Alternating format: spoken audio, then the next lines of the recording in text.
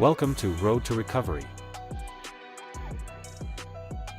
Welcome to Road to Recovery, Advocacy and Insights for Trucking Accidents with Sagi Shaked.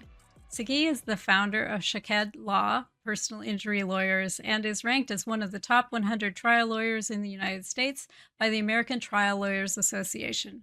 With a wealth of experience in personal injury, wrongful death, and complex litigation cases, he passionately advocates for victims and has recovered multi-million-dollar settlements in damages for his clients. I'm your host, Sophia Morales, and today's episode is When Trucking Companies Hire Dangerous Drivers, What You Need to Know About Negligent Hiring. Welcome back, Sagi. Thank you, Sophia. Glad to be back. So it would seem to me that hiring drivers with bad records, health issues, no proper training is a recipe for disaster. So what else is considered negligent hiring, and how does it apply to trucking companies? Yeah, so negligent hiring would be, it's a legal doctrine that basically allows the victim to bring a lawsuit against, in this case, a trucking company for them negligently hiring what you would call an unfit driver, or a driver that should never have been allowed to drive for that company. So we look at, generally speaking, real general in generalities, do they have a history of DUIs, a history of reckless driving? Maybe they don't have the proper endorsements on their license, or they have health issues or fatigue issues. That's just generally how they're looking at it. I mean, it's a lot more specific once we get into it. But generally, when you think of negligent hiring, they shouldn't have hired that driver, or they shouldn't have hired that individual. And as a result, they're responsible as well, not just the driver. Well, what kind of background checks and qualifications are trucking companies legally required to verify when they hire someone? Because it would seem like a negligent driver would want to be hiding a bunch of this stuff. Right. People still want to get paid. And if they're bad drivers and are, job hopping from job to job because they can't hold their job, that's a problem. So what the Federal Motor Carrier Safety Administration did is they helped get it codified, went to Congress, and then under section, I believe it's Code of Federal Regulations 391, that entire section talks about driver qualification files and what those entail. So we're going to look for, when we have one of these cases, we want to know everything on the driver. And then what did the trucking company know about that driver?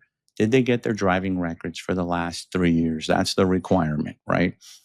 Does the person have a commercial driver's license, or are they just allowing, hopefully they don't allow just anyone to drive. I mean, please. The pre-employment drug testing. Are they doing any type of drug testing prior to hiring? Now, I'm not talking about cases where, let's say they have drug problems and they're not following up. That would be a negligent supervision case. We're going to focus on our time period. What happened when they were hiring this specific driver? Do they have the driver's employment history? Is there something about that employment history that would lead a trucking company to say, maybe this person isn't the right person to entrust with 80,000 pounds on the roadway? And then you want to check the DOT crash records, compare it to what the person is telling you. Is the person being honest, the person that you're hiring, in their employment application? Do they have any mental issues, any health issues, emotional issues? Do they have sleep apnea? These are things we all want to know before, as a trucking company, before we hire and put that person on the roadway. So there's safety checks in place according to the Federal Motor Carrier Safety Regulations that a trucking company has to do. And if they're not done, then they're going to be on the hook if their driver causes a crash. Yeah, wow, that's a lot of stuff to check out. And I would imagine trucking companies frequently are in a hurry to get a body in the seat. Right. They want people, as much as they don't make money when their trucks sit in the yard. They need their trucks on the road. They need their trucks moving, and they need their trucks making them money. The problem is you can't put safety on the back burner. You have to put safety as your top priority because, look, if they put it as their top priority, their insurance premiums go down, their truck drivers don't cause crashes, and people don't get hurt. And so the package can wait a little bit. As long as, it's a lot life or death situation like an ambulance, driving someone to the hospital. It's a package. The package can wait. People's safety, that's more important than anything else.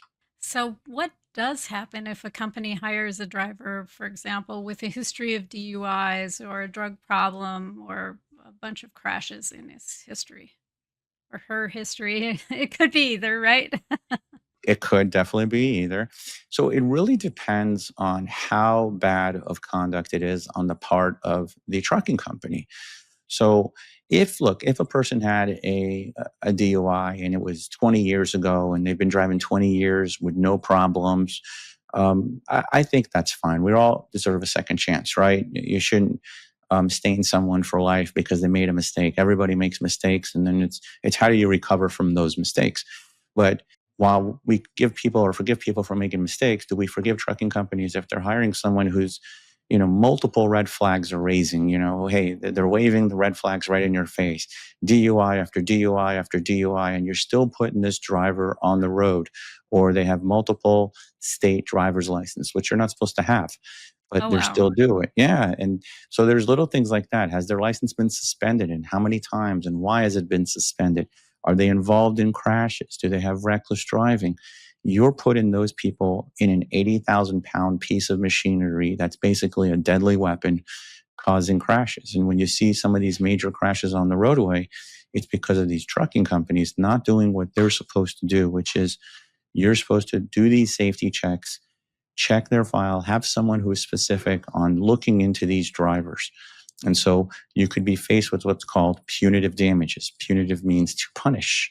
Sometimes the only way these companies learn is when they get punished, and that punishment needs to be in their bank account.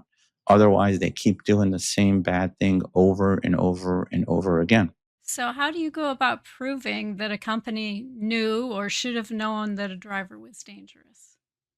So it starts off with, as soon as you get the case as the attorney, you want to look and immediately send out your preservation letters. And in that preservation letter, it has a laundry list of things that we would want. One of the things we want specifically for a negligent hiring type of case, you want to get a copy of everything they have on that driver qualification file, and every other document in that specific driver's file. So we can determine, what did this trucking company, know at the time they hired the driver? Did they know about the driver's past driving experience, past driving collisions and wrecks, past DUIs if they had any, collisions if they had any? We want to look at everything so we can identify, here are the different red flags that you, as the employer, should have known. Did you inquire with the other employers why they got rid of this driver, or what happened every time he had a collision? These are things you want to know. So the more you get, the personnel files, the pre-hired documents, any information that the driver completed when they filled out applications for employment, the motor vehicle record or register, which shows how many accidents they've had, any tests that they failed, whether it's alcohol or driving test. This all plays into it to determine, is the trucking company responsible for their negligent conduct? So, and that's how you would determine if you have a case for negligent hiring or not. So, do you know you have a case for negligent hiring a lot of times when you're at the beginning of something like this, or is this something that comes out when you're checking all the things? Was it a brake thing? Was it driver fatigue? Was it Right. It's part of, yeah. like you said, that checklist that we go through. We're looking for every avenue of recovery for our clients, and really to figure out what happened. How did this crash occur? Because usually the crashes don't occur at the moment of the impact. Yes, I mean, I know they physically occur, but that reason why that crash occurred sometimes is years in the making. And I'll give you an example. We had a case where our client was driving on the roadway. This case actually went to trial, and our client, it was dark in the neighborhood because the power was out, and there was a trucking company out on the roadway, didn't have their warning signs, their warning triangles out, and our driver basically smashed into the back of the truck because he thought in his mind the truck was moving. It was dark Mm. outside, you couldn't see anything. And there's a reason why they require you to put those warning triangles out to alert people, whether it's the flares or the triangles, to alert people. Now, Yeah. in that case, I am not moving. right, exactly. In that case, we didn't know, was it the driver's negligence? Obviously it was. He didn't put the devices out.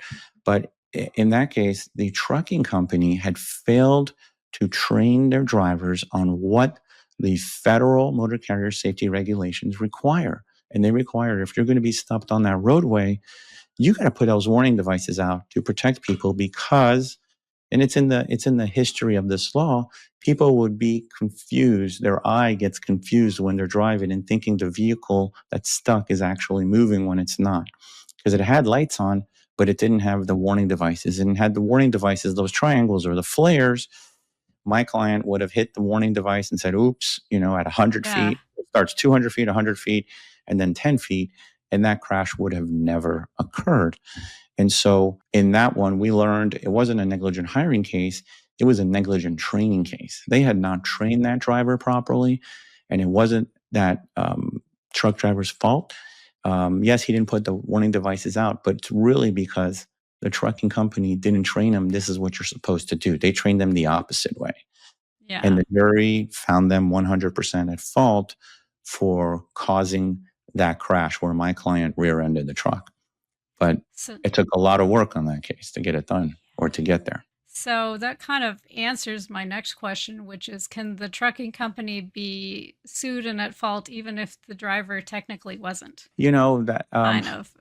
that's a tough one. It depends. So if the driver's not responsible for causing the crash, then the trucking company wouldn't be responsible unless, for example, let's go to use a situation where it's not the driver's fault. Let's say that the brakes failed just because it was a product defect case. Then the trucking company would be at fault, and the braking company, the people that made the brakes, would be at fault. It wouldn't necessarily be a negligent hiring case. So it would be a different type of case, products defect case kind of. So you mentioned the Federal Motor Carrier Safety Administration, or the FMCSA. What role do they play in the oversight of driver hiring, for example? So the Federal Motor Carrier Safety Regulations give us those rules that were passed by the Congress and the Federal Motor Carrier Safety Administration, and they play a very important part of the piece of the puzzle. And why do I say that? Because if those rules are in place where you don't need, are not in place where you don't need the driver qualification file, like Code of Federal Regulations 391 talks about that. If they didn't have to have a driver qualification file, trucking companies will do whatever they want. They do whatever they want anyways. They don't follow the law.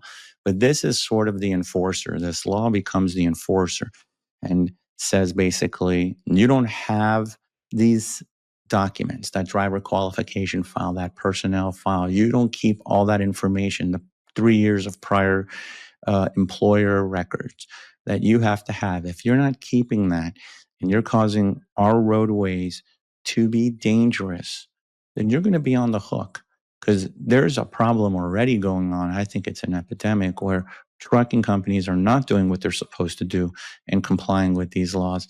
And if they did comply, if they did comply, the less accidents occur. But because they don't, the Federal Motor Carrier Safety Administration, while they don't go out and give civil penalties for this, that would be more of the lawyer's job to go after these specific companies for failing to follow up on a driver qualification file. So the rules are in place for them to follow. The problem is they're not following the rules.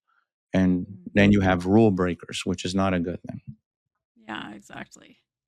So how do victims get compensated when negligent hiring leads to an accident or serious injury? So what you do is obviously you go to a lawyer, and then the lawyer will have to bring the claim for negligent hiring. But what you think about what they would need to look for when you have one of these cases, you got to get the pre-employment background check, that entire driver qualification files, the drug testing, the pre-employment drug testing, the medical certificate from the medical examiner that says that this driver is capable of driving with no restrictions, the prior employer references, internal emails and memos discussing it. So you want to kind of all bring it together. So what do you need to do after you have one of these cases? If you have a negligent hiring case, go to someone, who knows what they're doing, a trucking expert, attorney who can really tell you and gather the information that's needed. Because if they don't know what to gather, they're not going to get you compensation or fair justice for what happened.